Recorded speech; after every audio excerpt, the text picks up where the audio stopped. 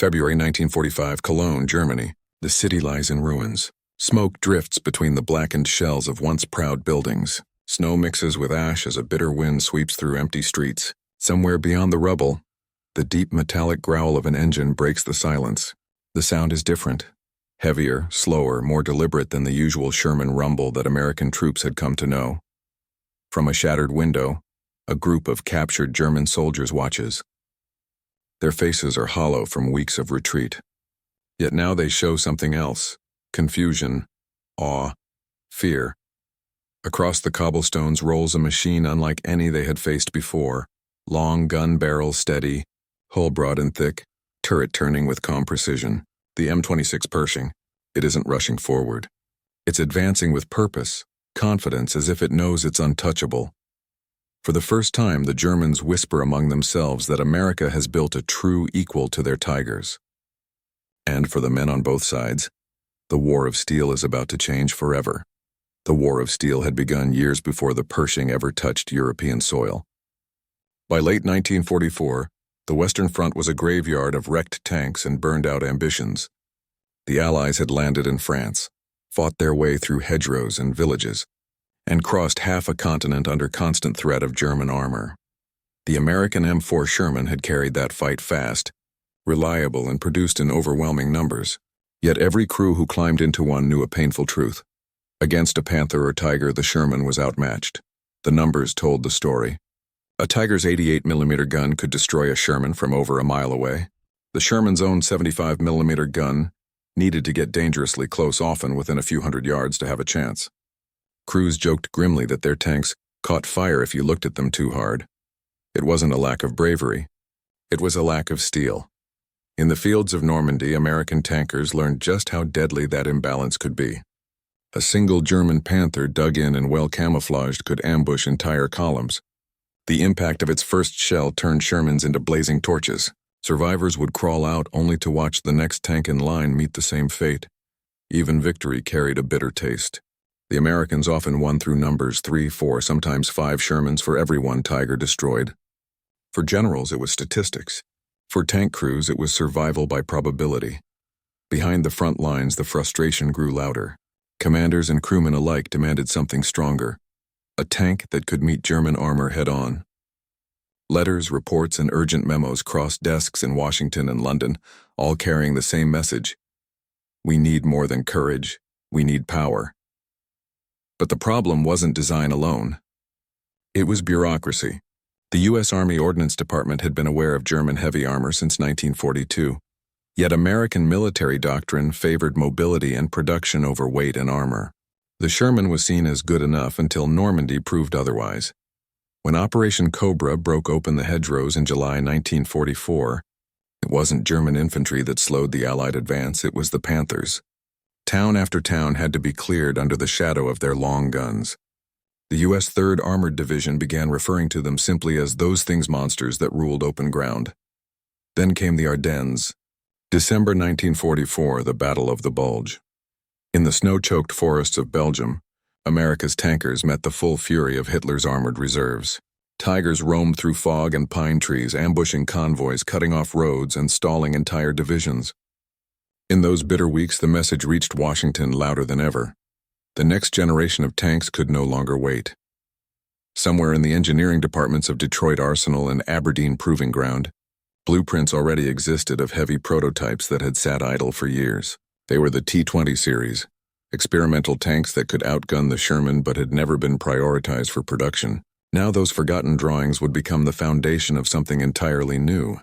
It would be larger, heavier, and deadlier, equipped with a 90mm gun capable of piercing German armor at distance. It would carry thicker frontal plating and a wider turret ring to handle the recoil. It would at last give American crews the psychological balance they had long been denied. But there was one problem: time. Designing, testing, producing, and shipping a new tank across the Atlantic while a war raged on was a logistical nightmare. And yet the decision had to be made. By autumn of 1944, as Allied armies approached Germany's borders, the command finally gave the order the T-26E3 heavy tank would move into limited production. It was not yet called Pershing. It was simply the Army's last hope to match German firepower before the war ended. In the frozen aftermath of the Ardennes, the first prototypes began to roll off the assembly lines. The front was still littered with Sherman wrecks, but word spread quickly. Something new was coming. Crews didn't know when or how many, but they believed it could change their odds. And deep down, even the Germans listening to Allied radio chatter began to sense that America was preparing an answer to the Tiger. The answer had a name. The M26 Pershing was born in urgency, baptized in frustration, and soon to be tested in the crucible of Germany itself. The tank that would one day shock German prisoners began not on the battlefield, but in a boardroom. In early 1943, as the Allies were still fighting across North Africa, the U.S. Ordnance Department already knew of reports describing new German heavy tanks appearing on the Eastern Front. Soviet intelligence had shared warnings about Tiger tanks engaging at extreme ranges, their 88mm guns slicing through T-34s as if they were made of paper. American observers took note, but Washington's priorities were elsewhere. The Army ground forces under General Leslie McNair argued that mobility, reliability, and production numbers mattered more than pure firepower. The Sherman, he insisted, was adequate for any situation. That decision meant to maintain momentum would later cost countless lives. By mid-1943, prototypes of heavier tanks were ready for testing. The T-20, T-23, T-25, and finally the T-26. Each was a step closer to what the Pershing would become. The T-26E1, for example, already carried a powerful 90mm gun, the same weapon used on the M36 Jackson tank destroyer, but every proposal met resistance. Senior officers feared a heavier tank would slow logistics, require new transport systems, and complicate mass production. The result was paralysis through caution. Months passed, and Germany continued refining its armor. The Panther with its sloped armor and deadly 75mm KWK-42 gun, and the Tiger II, whose sheer size and armor made it almost invincible from the front. American tankers, meanwhile, entered Europe in June 1944, still driving Shermans. Only after the carnage of Normandy and the grim lessons of the Falaise Pocket did the upper command accept that firepower could no longer be ignored. Reports from the field were unmistakable. Sherman shells were bouncing off German armor at ranges where American tanks were being destroyed. In September 1944, General Jacob Devers and other senior officers pushed for immediate shipment of the T-26E3 heavy tank to Europe. Yet bureaucratic infighting between Army ground forces and ordnance slowed everything down. Testing continued at Aberdeen Proving Ground, while field commanders kept pleading for the tanks they were promised months earlier. Inside the factories, engineers worked around the clock. They strengthened the suspension, widened the tracks, and improved the powertrain. The Ford GF V8 engine would drive nearly 46 tons of steel, a compromise between mobility and armor. It wasn't perfect, but it was finally real. By November 1944, the first limited batch rolled off the line with just 20 tanks. 20 against thousands of German Panthers and Tigers still prowling the front. Each T-26E3 was assigned to be tested under combat conditions in Europe.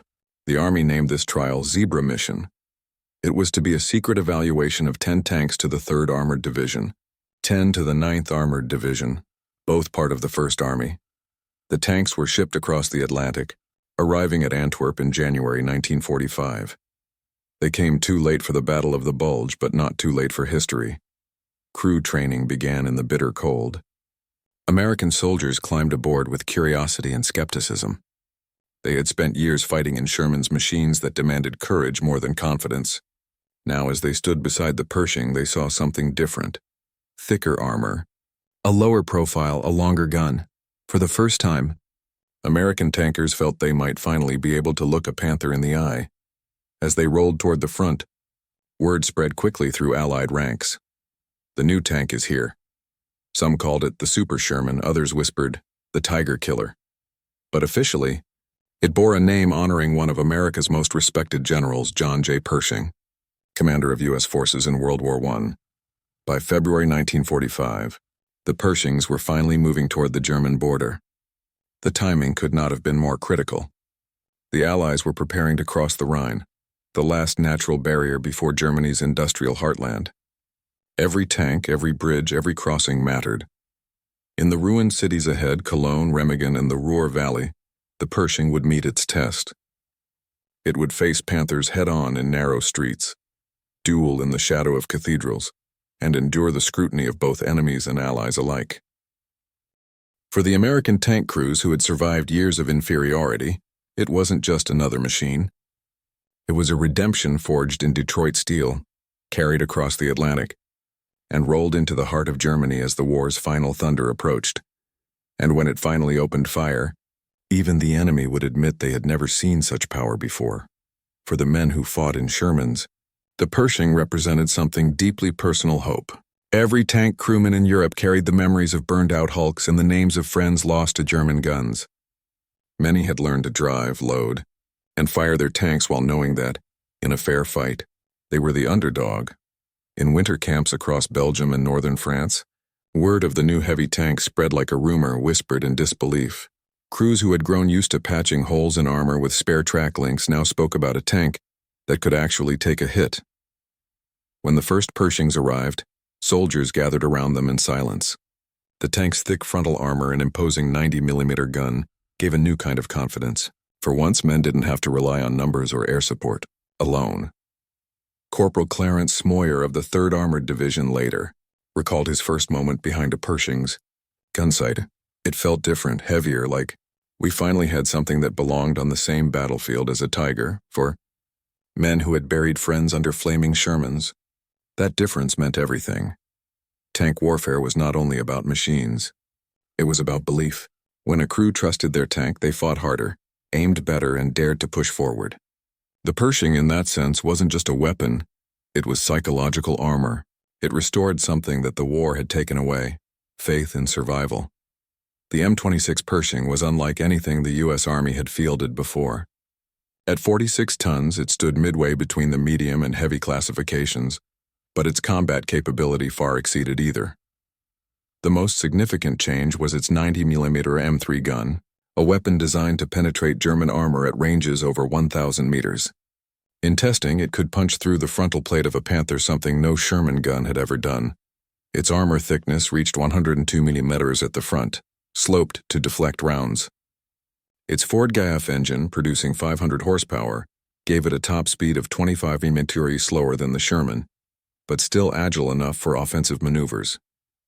More importantly, it was equipped with torsion bar suspension, providing smoother travel over rough ground and better gun stabilization, crucial in European cities filled with rubble and debris. The Pershing's profile was lower, its turret larger and its silhouette more menacing. Even the smallest details, the periscopes, the gun mantlet, the wider tracks, were designed to withstand the brutal, close-range duels that had defined battles in Normandy and the Ardennes. Engineers had learned from every painful lesson of the Sherman. Where the Sherman burned easily, the Pershing's fuel tanks were better protected. Where the Sherman's narrow gun could not traverse quickly, the Pershing's hydraulics delivered smoother motion. Where crews once fought from fear, they could now fight with calculation. In every sense, the Pershing was America's late but powerful answer to the Tiger. For the Germans, the first sight of the Pershing was disorienting. By 1945, most Wehrmacht and SS tank crews had grown accustomed to overmatching their opponents. They respected the courage of American tankers, but not their machines. German veterans often joked that Shermans were flammable coffins or Ronsons, after the cigarette lighter slogan, "Lights every time." When a Sherman appeared, a Panther or Tiger crew rarely felt threatened. But in Cologne, Remagen, and Elsenborn, something changed. Reports began to reach German headquarters of a new American heavy tank. The first encounters were brief ambushes and ruined streets where the Pershing's long gun reached out and destroyed Panthers before they could fire. Captured, German soldiers later told interrogators that the experience was unnerving. One report from a Panzer Lehr Division POW stated simply, "We did not know America had such a tank. We thought at first it was British or experimental." The gun struck like the 88. To a German tanker, the battlefield had long been defined by confidence. They trusted their armor, their optics, their rangefinders. They believed that no Allied tank could rival their power. The Pershing broke that illusion. When its shells slammed into Panthers and Tigers with the same authority those tanks had once commanded, The reaction was disbelief, followed by silence. Even captured officers admitted during interrogation that had the Americans fielded the Pershing in 1944, the armored war in France might have gone differently. By early March 1945, the name Pershing carried weight not only in Allied ranks but in German fear reports. Tank crews began mistaking its silhouette for a new type of Tiger, and for the first time, it was the Americans who inspired caution across the battlefield radios of the Wehrmacht. The arrival of the Pershing didn't just alter the balance of armor, it changed the morale equation entirely. The Allies no longer needed to fight heavy tanks with desperation. They could meet them with equality. And that shift in confidence, both mechanical and human, would soon manifest in one of the most iconic armored duels ever captured on film. A moment where the Pershing would etch its name permanently into the history of tank warfare. Behind every tank rolling through Germany was a story of command decisions, and in the Pershing's case, hesitation. General Dwight D. Eisenhower, the supreme Allied commander, had always believed that the war would be won through logistics, air power, and mobility, not through tank duels. His priorities were clear. Keep the armies moving, keep the supplies flowing, keep the front advancing. But after Normandy, reports from field commanders began to shake that belief. Letters from armored division leaders described entire companies wiped out by a single German Panther. General Omar Bradley, commander of the 12th Army Group, personally visited the front to inspect wrecked Shermans. What he saw, melted armor, torn turrets, and blackened hulls, forced him to acknowledge what tankers already knew. America needed heavier armor. Still, decisions at that level were never simple. Shipping new tanks required new maintenance crews, spare parts, transport platforms, and recovery vehicles. Each Pershing weighed nearly 10 tons more than a Sherman, a logistical burden on bridges, roads, and repair units. To Eisenhower's staff, it looked like a disruption. To the men on the ground, it was salvation. One man in particular became the Pershing's champion, General Gladian Barnes, Chief of Research and Engineering in the Ordnance Department. Barnes had pushed for heavier tanks since 1942, warning that the Germans were evolving faster than the Allies realized. He fought through red tape, army politics, and supply bureaucracy to get the T-26E3 accepted. When the first 20 Pershings were finally shipped under Zebra mission, Barnes accompanied them personally to Europe, a rare act for an American general. He wanted to see his creation face the Tigers himself. That determination of one man against the machinery of military delay became symbolic of America's industrial spirit. When Barnes arrived at the front in early 1945, he handed command of the new tanks to the divisions that had bled the most in Normandy, the 3rd and 9th Armored. His message to their commanders was simple: show them what this tank can do. The Pershing's debut was no longer a question of engineering. It was a test of leadership resolve and soon, of battlefield truth. In February 1945, the first Pershings reached the front lines of the 3rd Armored Division near Cologne. They were not numerous, barely enough to equip a single company, but their presence alone changed the atmosphere. Tank crews gathered around them in muddy fields, studying the new machines by lantern light. Mechanics adjusted engines, calibrating the 90mm guns, and traversing turrets that still smelled of factory oil. It was a strange fusion of war and industry, Detroit steel meeting the ruins of the Reich. Their first major trial came soon after, in the advance toward Cologne. The city, one of Germany's largest, had become a fortress of rubble, defended by scattered elements of the Panzer Brigade 106 and remnants of the Wehrmacht's armored corps. Every street was a potential ambush. Panthers lurked behind collapsed walls. Snipers watched from cathedral towers. In the final days of February, as American infantry pressed closer, the first Pershing units rolled into the outer districts. They moved cautiously, commanders aware that every corner could hide a tank trap. Yet the crews were eager. They wanted to prove what this machine could do. The moment came on March 6, 1945. A Panther tank, dug in near the Cologne Cathedral, blocked the American advance. Several Shermans had already been destroyed attempting to approach it. The Pershing crew, led by Corporal Clarence Smoyer, was ordered forward. It was a duel unlike any before. Through the gunner's sight, Smoyer saw the Panther's turret swing slowly toward him. He fired first. The 90mm shell tore through the German armor, igniting the Panther instantly. The explosion was captured on camera by U.S. Signal Corps photographers' footage that would later become one of the most famous tank engagements of the war. That single encounter proved everything the American Tank Corps had fought for. The Pershing had done what no Sherman could: face a Panther head-on and win. After Cologne, word of the Pershing spread rapidly through Allied and German lines alike. American crews began to feel an unfamiliar sensation of confidence. German tankers, meanwhile, began to hesitate. For years, German doctrine had rested on the superiority of their tanks. They believed their armor could dominate any Allied design. But now, a new reality dawned on one they had never prepared for. Captured German prisoners began referring to the Pershing as the new Tiger. One POW from the 9th Panzer Division told interrogators, "When we saw it, we knew it was over. If they had this a year ago, the war would have ended sooner." On the Allied side, morale soared. Infantrymen cheered as Pershings rolled past, their broad turrets turning slowly, the great gun pointed toward the east. It was more than a weapon.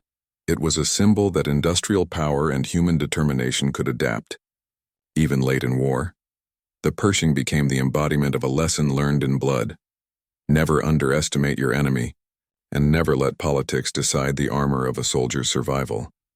And yet, even as it crushed German steel in Cologne, another battle awaited, one where Pershings would not just fight for superiority, but for survival itself. Across the Rhine lay Remagen, and beyond that, the heart of Germany's final resistance. March 6, 1945, Cologne, Germany. The city was dying. American artillery thundered in the distance, and columns of smoke marked where resistance still flickered. Rubble choked the streets, and the Gothic spires of the Cologne Cathedral stood like defiant ghosts over a ruined empire. For the men of the 3rd Armored Division, every intersection meant danger.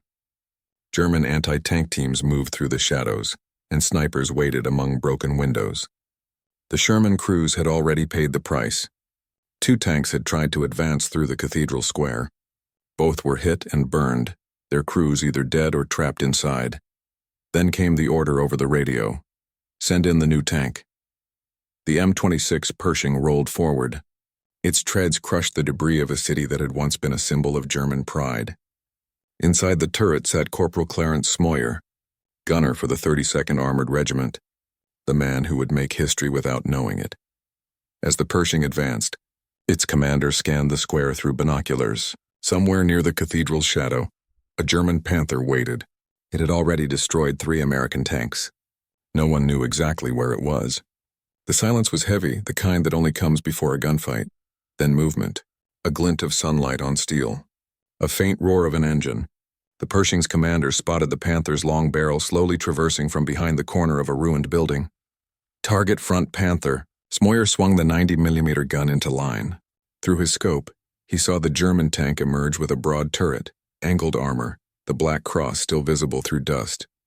The Panther fired first. The shell screamed past, missing the Pershing by feet and shattering stone. Smoyer didn't flinch. He aimed low at the junction between the Panther's gun mantlet and upper hull and fired. The 90mm shell hit home. A flash, then a plume of smoke.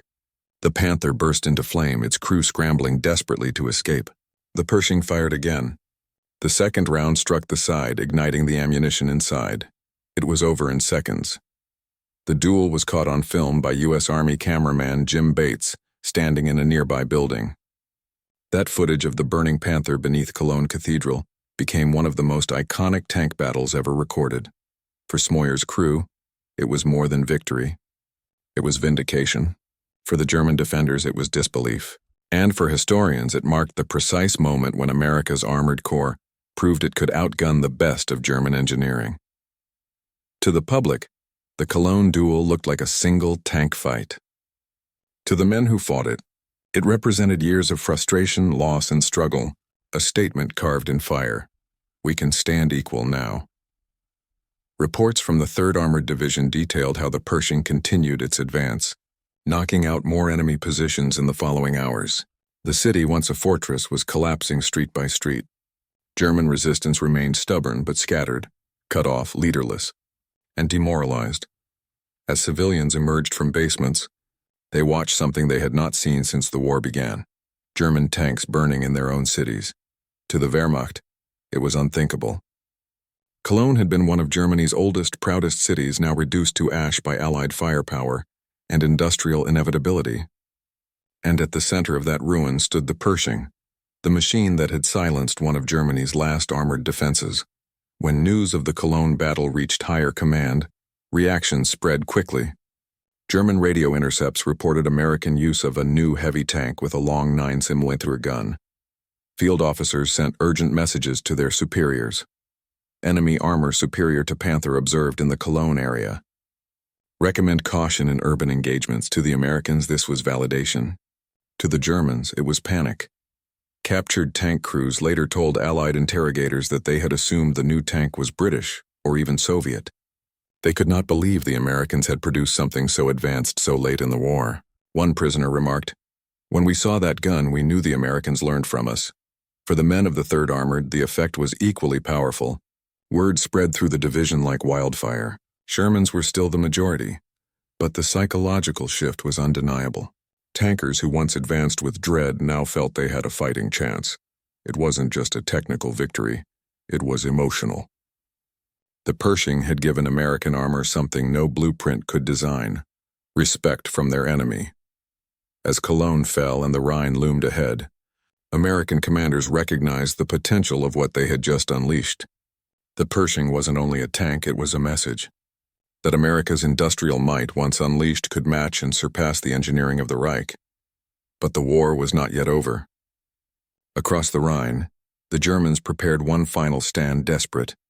Chaotic but still dangerous, and the Pershings, having proven themselves in Cologne, were about to lead the charge into the heart of Germany to Remagen, where the last great test of their strength awaited. March 7, 1945, Remagen, Germany. The Rhine shimmered under gray skies, a cold barrier that had defied every invading army for centuries. The Germans had blown nearly every bridge across it except one. The Ludendorff Bridge at Remagen still stood, damaged but intact. When Task Force Engelmann of the 9th Armored Division reached the river's edge and saw the bridge still standing, disbelief spread through the ranks. It was the one crossing that could open the gates to the heart of Germany if they could hold it. German engineers were wiring explosives along its girders. The charges had been set to destroy the bridge the moment the Americans approached. But a faulty detonation system, a miracle of war, failed to bring it down. The Americans didn't hesitate. Infantry rushed forward under fire. Behind them rumbled the first Pershings to reach the Rhine. The bridge was under artillery bombardment when the tanks began to move. The wooden planks groaned beneath their 46-ton weight. Engineers had warned that the bridge might collapse. But the Pershings went anyway. For the first time, American heavy armor was crossing into Germany proper, not in theory, but in steel and defiance. From the opposite bank, German anti-tank gunners opened fire. 88mm shells screamed across the river, slamming into the girders. One shell hit a Pershing's track, disabling it mid-span. Its crew stayed inside, returning fire from the bridge itself. A duel fought over the Rhine amid smoke, splinters, and falling iron. By dusk, the Americans had taken the eastern bank. The bridgehead was secure. The Pershing, for all its weight and mechanical complexity, had proven its worth not in open fields but in chaos. German reports from the following days revealed a tone not heard since 1940: fear. The Wehrmacht command in the west, already shattered by months of retreat, could not understand how the Americans had crossed the Rhine so early. They expected at least weeks to prepare defenses. Now, they faced something they hadn't planned for: American heavy armor stronger than Panthers, nearly as mobile as Shermans already across the river. General Heinrich von Luttwitz, one of the remaining Panzer Corps commanders, wrote in his field log, "We have no comparable reserve left. Enemy armor appears to resist all fire below 88mm. To the frontline soldiers it was even simpler. They called it Der Amerikanische Tiger, the American Tiger. Captured German POWs described their shock when the Pershings appeared on the east bank. It was larger than we expected, one recalled, and when it fired, the earth moved. Others admitted they mistook it for a captured Panther at first until they realized its gun was even longer, its turret design more efficient. Everywhere the Pershings went, resistance crumbled faster, For the men inside, it wasn't glory, it was survival. In the days after Cologne, tankers began to trust the machine, learning how to use its strengths. The 90mm gun could knock out Panthers at over 1,000 yards, and its sloped armor withstood hits that would have torn through a Sherman. Crews still feared mines, mechanical failures, and the occasional 80mm ambush, but there was confidence now, quiet, disciplined confidence. In his later memoir, Corporal Smoyer recalled watching a destroyed Panther outside Cologne and thinking, that could have been us 3 weeks earlier. The Pershing didn't just change tactics, it changed morale. In armored columns moving eastward, the Pershings often took the lead, clearing resistance points before Shermans and infantry followed. Their presence allowed faster advances through towns that had once cost entire platoons. To commanders, this meant one thing: momentum. To soldiers, it meant hope. By April, the Pershing was no longer a secret weapon. It was the spearhead. At Dessau, Essen, and Paderborn, small numbers of Pershings clashed with the last of Germany's armor-scattered King Tigers, desperate Panthers, and self-propelled guns guarding retreat routes. In one engagement near Dessau, a Pershing knocked out a Tiger II from over 800 meters, a feat nearly impossible for a Sherman. Reports from the battlefield noted how German crews abandoned their tanks when they saw the Pershing's 90mm flash. They no longer waited to test their luck. Luftwaffe officers taken prisoner remarked that the tide had reversed. One admitted under interrogation, "We no longer feared your air power, we feared your armor." The psychological shift was complete. In 1944, American tanks had fought with courage but little advantage. In 1945, they fought with confidence and overwhelming superiority.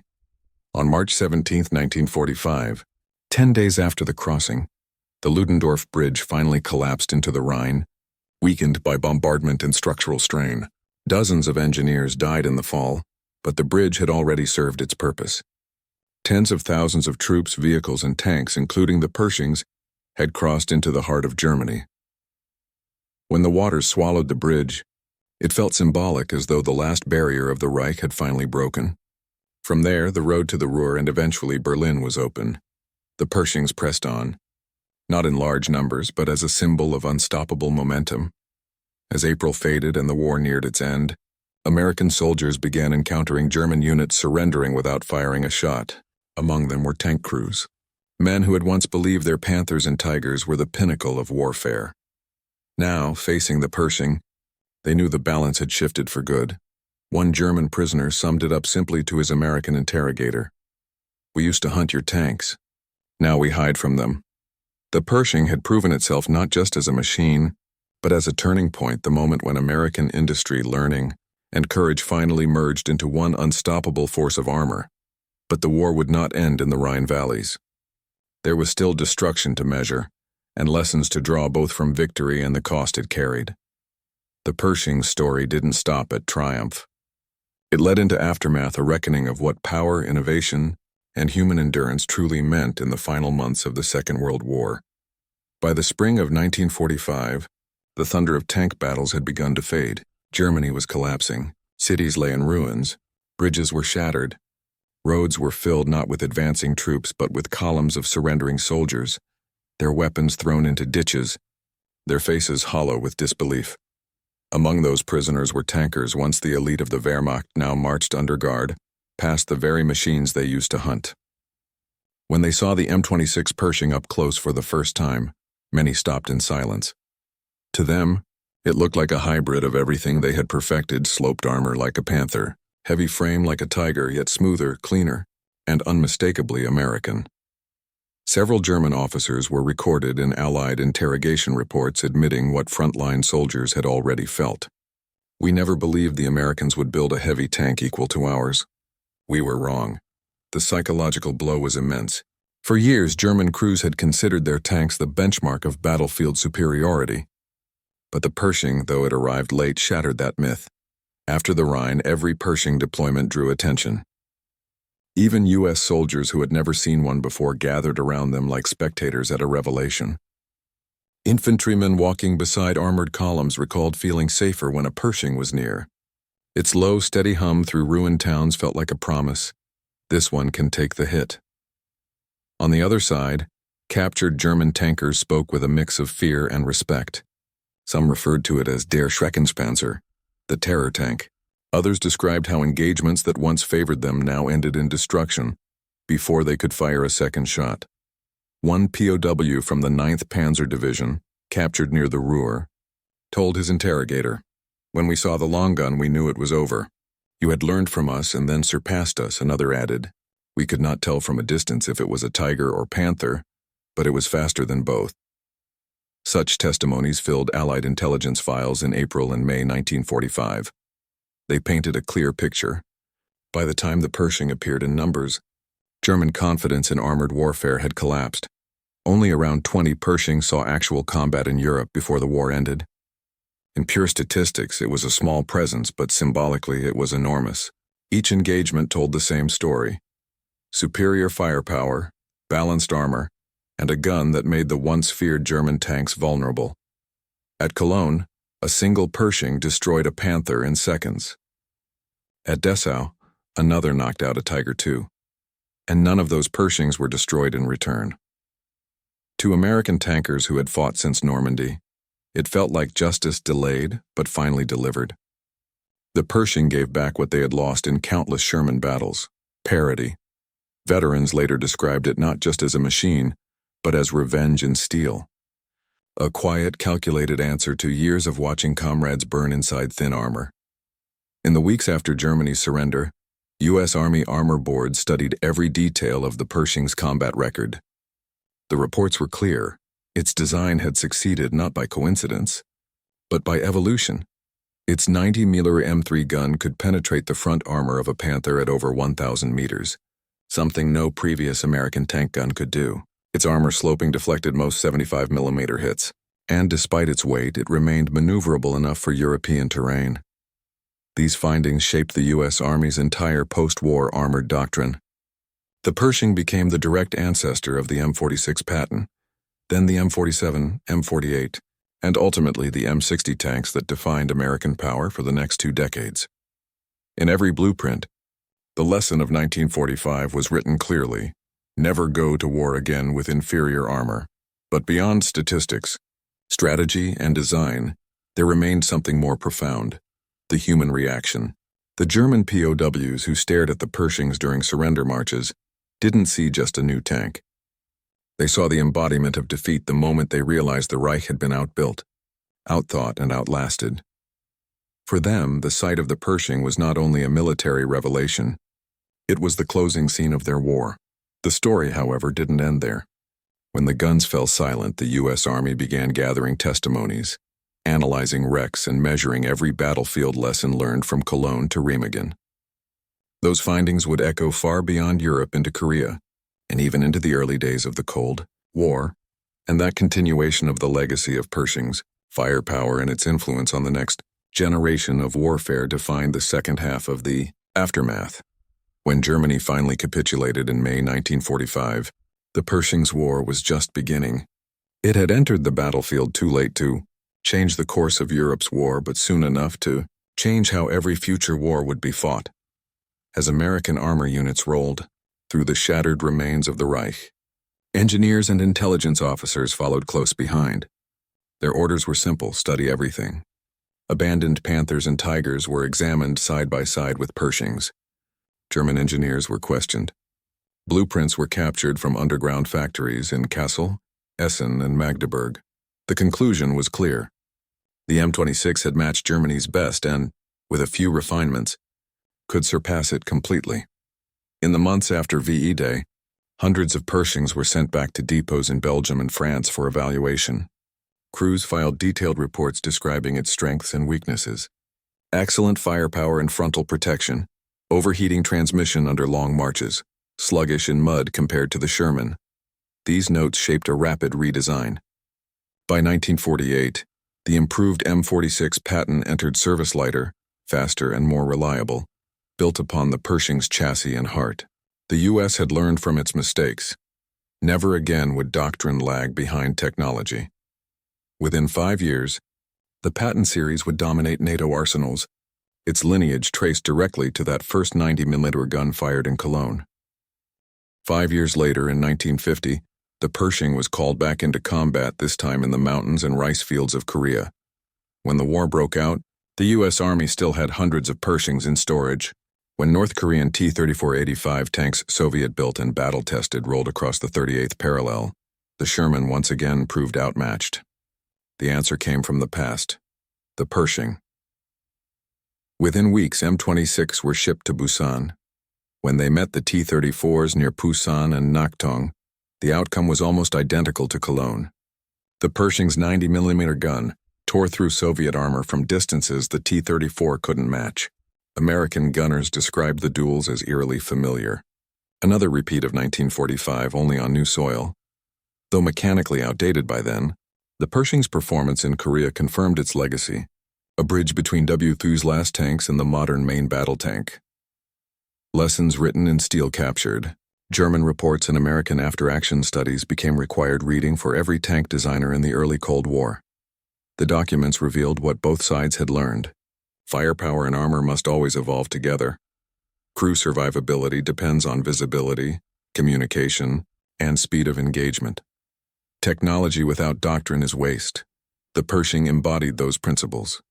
It was not invincible, but it was balanced, and balance had won the war. The Soviet Union took notice too. When intelligence on the Pershing's gun and armor reached Moscow, it influenced the development of the T-54, which in turn pushed America to build the M48, and later, the M60 Patton.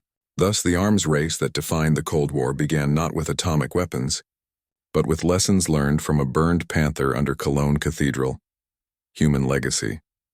The tanker's perspective. For the men who fought inside the Pershing, victory was bittersweet. Most had spent the majority of the war in Shermans, watching comrades fall to enemy fire. The Pershing had come too late for many. In post-war interviews, Clarence Smoyer, the gunner from Cologne, spoke softly of that day. It wasn't about revenge. It was about ending it. One tank, one shot, and one less crew who'd have to burn like ours used to. Smoyer would later visit Cologne decades later, standing beside the same cathedral, this time as a guest of honor.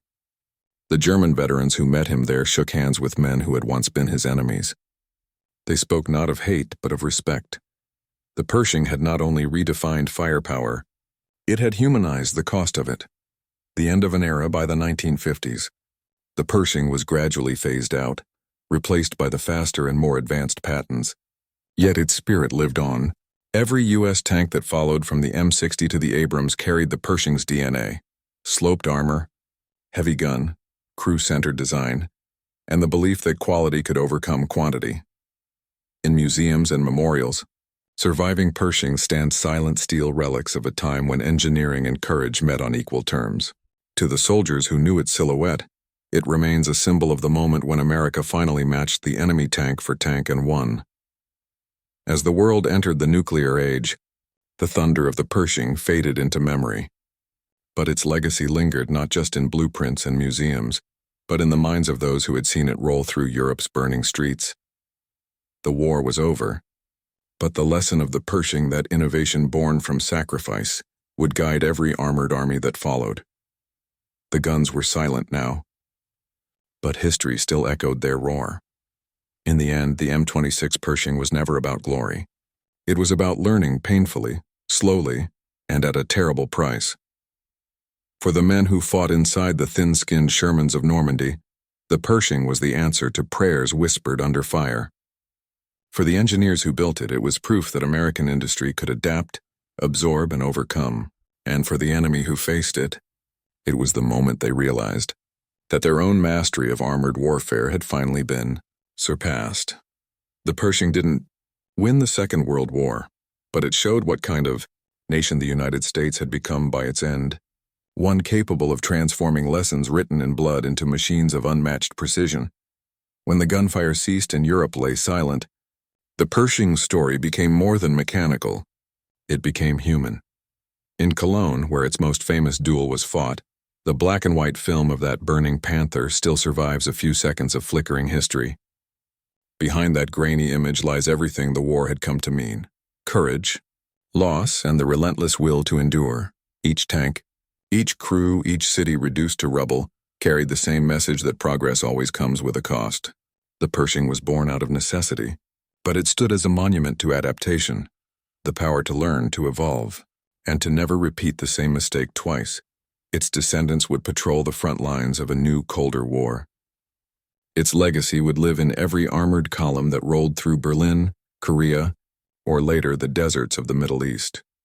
But its soul remained in those final weeks of 1945, when one tank rolled forward through smoke and ruin, proving that survival itself could become innovation.